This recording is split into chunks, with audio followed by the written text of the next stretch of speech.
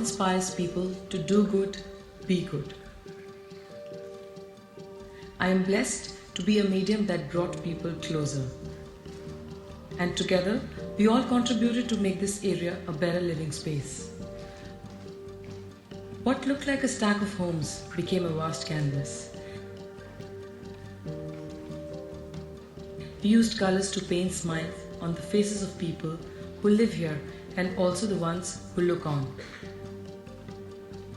बहुत अच्छा लग रहा है, बहुत अच्छा काम हुआ है, एकदम पूरा मॉडल ही चेंज हो गया अपने एरिया का। जी मैंने देखा है आप पेंटिंग कर रहे हैं, बहुत अच्छा लग रहा है। People would not like to see it, but now we feel good. Our aim is to aspire other artists to come forward and explore the power of art. That's how we artists can contribute towards our nation's development. The fresh coat of paint has rubbed off on the hearts of the owners of this canvas. What makes this painting unique are the people, their stories, and our memories.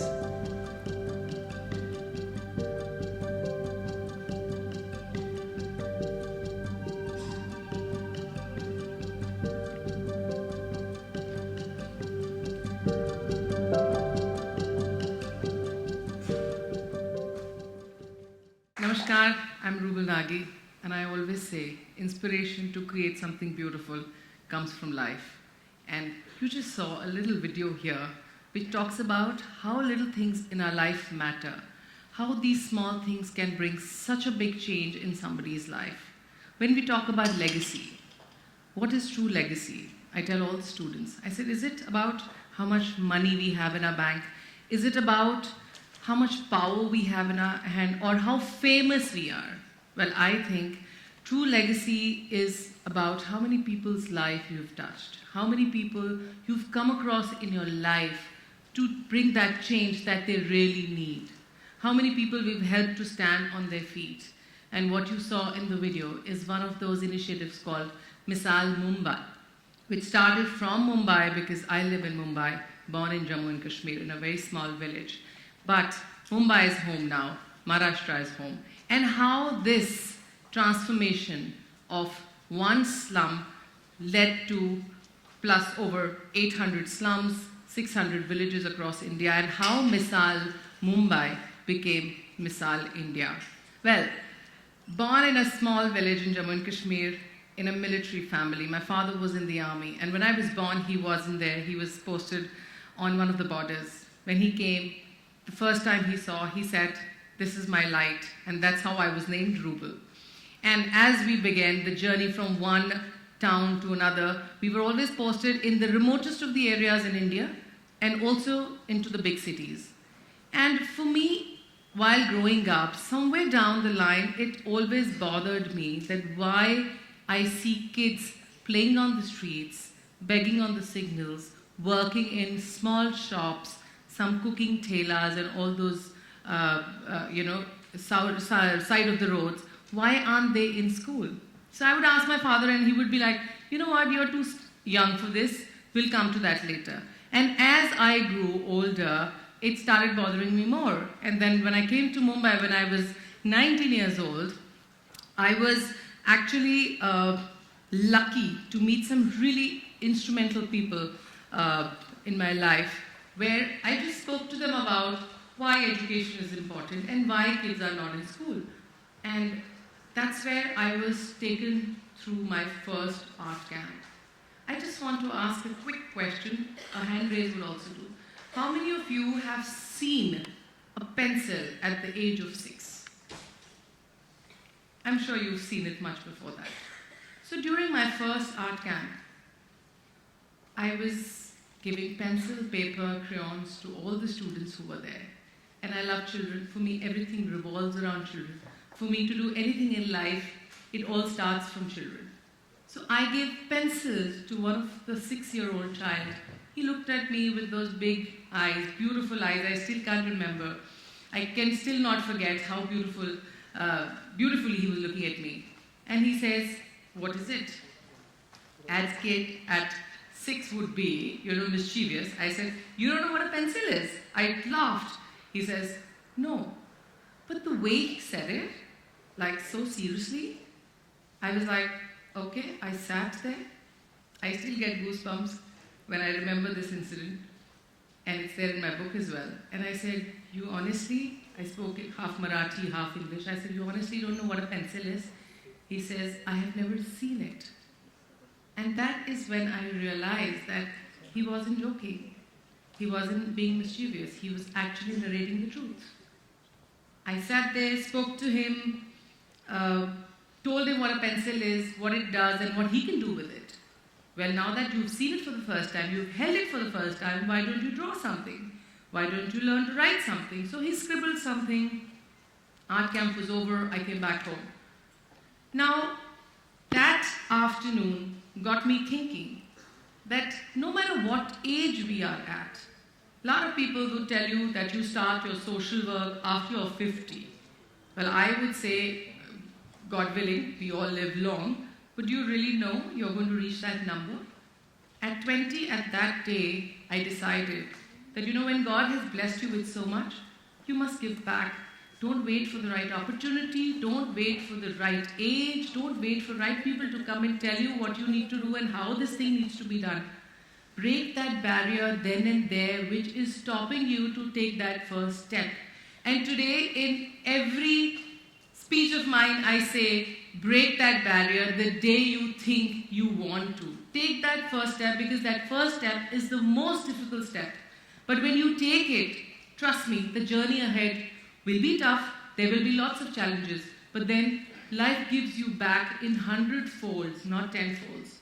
And that is the day I decided that with my art, because at that time I had done a lot of art across the world, exhibited throughout, planning for back-to-back exhibitions, and just on a roll where you're making money, you're enjoying all the fame that you're getting, but then suddenly, in between that, in a city like Mumbai, when you come across a child, which you would not even in your dream think that would happen to you in a cosmopolitan city, the life takes an entire 90-degree turn.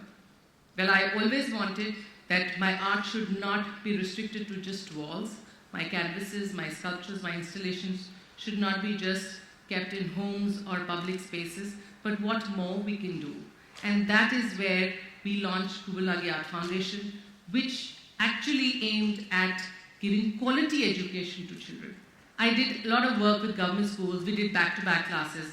But then it was all about that, is this where we want the students to be? Or a 5th grade student should be here?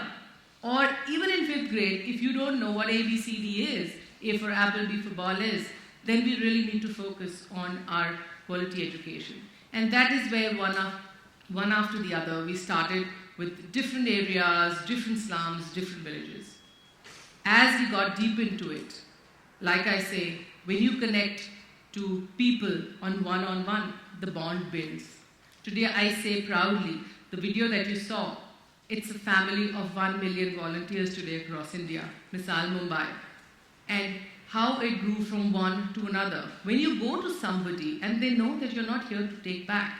Because when you enter an area, say a slum or a village, everyone, all the residents would come up to me and say, ma'am, what are you here for? Are you here to break it? Are you marking it because some politician is going to take the land or some builder is going to make something? So they have these mindsets because they've experienced that. But when you tell them that, no, we are here to give you love, we are here to take care of you and hear your problems, is when the bond is created. End of the day, when we talk about our human, when we talk about the relationships, our memories, our experiences are actually something that make us what we are. Life is a journey. We all have to learn. Everyone's journey is different. Somebody chooses to be something else. Somebody chooses to be somebody else. But somewhere down the line, if we connect our life to a life of purpose, where we have direction within ourselves and where we can lead some people, where we can even give that direction and platform to some of the students, some of the women, some of the youth, I think that would bring the biggest change for all of us. So as we grew more and more into this, we got a huge family across India. A lot of women, when you go to a slum and you're working, you're talking about hygiene, sanitation, cleanliness, waste management. I would just go sit there and talk to everyone. They would come and talk to you about their problems. Women actually came and told me that, ma'am, we want to work, but we are not been able to break this routine of our life. So my first dialogue to them was, listen, till you break the barrier, nothing is going to happen. So come out and work. It's great to be a housewife. It's great to be a homemaker, because my mother's been a homemaker. She's brought up 3 kids beautifully. There's nothing wrong in it. But if you want to work, the first step you have to take. You take that first step, I will take you 100 steps forward. But you have to decide that you want to take that first step. And that is where we launched many new initiatives for women, from Mahila Saksham Yojana to Skill India to Learn to Earn, and our latest initiative, Learn and Earn, because everyone talks about, ma'am, we have learned, how do we earn? So that is where you talk about how we can also make them self-reliant, because it's very important, and I always quote that women can only be Atmanirbhar, or women can only be self-reliant when they have money in their bank. And the stories you hear from them are something which would make you feel that, you know what, if today I can do even 1% for them, probably they would take that 99% step ahead. But that 1% needs to be done now. And that is where Misal journey from one end reached to another end. During my childhood, I also came across a lot of old people. Even now I meet, and I call them mausis, I call them aunties in a better language to understand, aunts. And they have their own stories. You know, I must give you one example of one of the ladies in Thane. She would come every afternoon in the slum to me, carrying huge pile of papad on her back. And she goes home to home selling them. So I asked her, I said, Mausi, what is it that you're selling, and how come you're like with this, and how can we make this business bigger? So she spoke to me and she told me that I make them, I fry them myself, and then I go and sell them here. Today, that lady's, Mausi's papads are sold in all big stores. All she needed at that time was somebody who'd sit and listen to her. Somebody who'd sit and give her some ideas, because she wasn't an educated lady, but she had a business-like brain. Sometimes it's not about the degree you have in your hand, but if you don't have it, there is still so much you can do. And that is where she came in, and with little bit of guidance ahead, with little bit of motivation ahead, that from one packet, can you do 100? From 100 to 1,000. And today, I think she's been interviewed all over, and she's the name to reckon with in Thane. So this is how human experience, this is how bonding with each other can bring change, can bring miracles. And you know, it's all about connectivity. It's all about just getting there and deciding. Today, you know, we have so many ideas in our brain. And I always tell everyone that your idea is going to be different when it catches somebody's eye. When you see Misal, when there are so many slums in the city, why was this, like you can say, which caught everybody's attention? Because we started with purification. Art is a beautiful medium. In fact, art is one of those most beautiful mediums that breaks barriers, that connects you to people. When I went into slums with the bucket of colors, I told them, we'll talk about everything else later. Let's just talk about today beautifying your home. Because everyone, no matter where you live, whether you live in a bungalow, you live in a housing society, or you live in a slum, you have a right to have a neat, clean, beautiful home. I said, we'll talk about everything later. Let's talk about first beautifying your house, giving you clean lanes, telling you about toilet use, and then education and employment and self-reliant and women empowerment will come later. One step at a time. We would paint 5 houses, there were 20 people standing behind us, looking at us, that what are they actually doing? Out of curiosity. So for the first time when something good happened, it took us time to even believe that good was happening to us. So I guess when you're out there to work, you have to always think and put your ego put your anger on the side. It's very easy to say, I know. It's taken me a few years to also understand the importance of few things in life. And all of you are very young, but I'm sure, trust me, once you take that first step, that this is what you want to do, everything will become easy for you. Like they always say, to say the lie first time, when you lie for the first time, and you have to say the truth after that, then it is full of obstacles, it is always difficult. But when you have the guts to say the truth the first time, the road further ahead will become much easier. So always try to pick the right path, even though it's most difficult, because sometimes we are humans. We are bound to make mistakes. We've made so many mistakes. I mean, when we talk about gender equality, I've had literally people, like old people, coming to me in slums and telling me, ma'am, give us some job. We want to do some job. And when I tell him, okay, come, let's paint with us or let's clean with us, he'll say, oh, this is downtrodden work. I don't want to do it. And I'm like, everyone else is doing it here.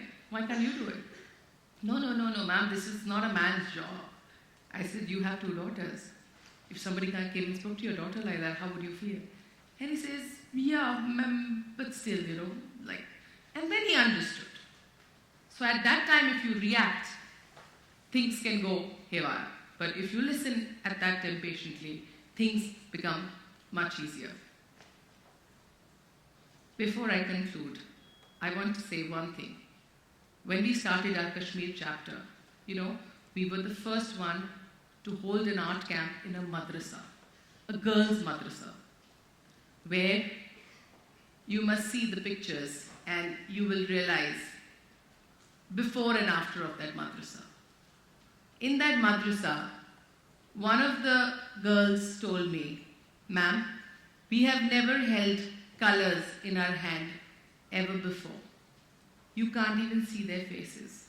So when I entered, this is how they were sitting, because we were invited by the Indian Army there to hold the camp. So there was an army officer sitting, there was a Maulana Sahib sitting on the right. So when I saw them, I told both these gentlemen, can I please request you to go outside so I can speak to them? So once they left and we started painting, all the naqabs came out. It's all about human interaction. It is all about sitting there and giving them the time to listen. Thank you so much.